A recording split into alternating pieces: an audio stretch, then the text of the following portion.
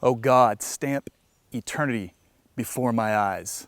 That was the prayer of Jonathan Edwards, and surely he must have prayed it, more than a dozen times as he was making the trek down from his home in Northampton to Enfield, Connecticut.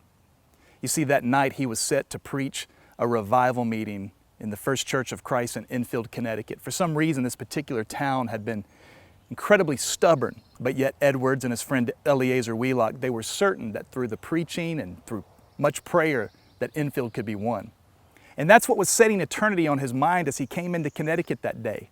You know, history records that Edwards was a man who had very many peculiar habits. One of them was to keep a collection of stones that he would keep in his pocket. Every now and then he might pull one out and he would hold it up to the sky.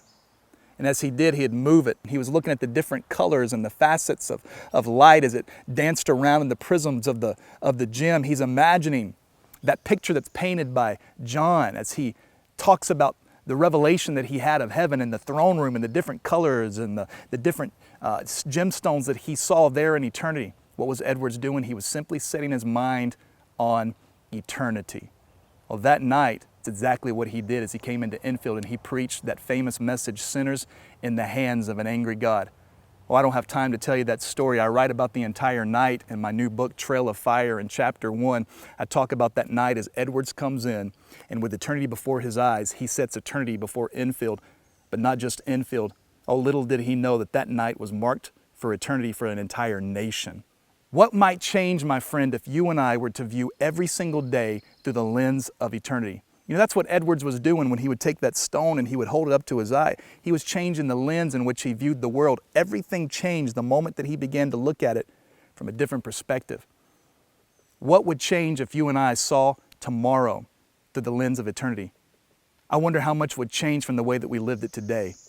Do you recognize that eternity is something that always is beside us? Not before us, it runs beside us. You and I are just one breath, one heartbeat away from stepping into eternity. Truthfully, we are living for eternity right now, and what we do today determines tomorrow. And so I would encourage you, pray that same prayer.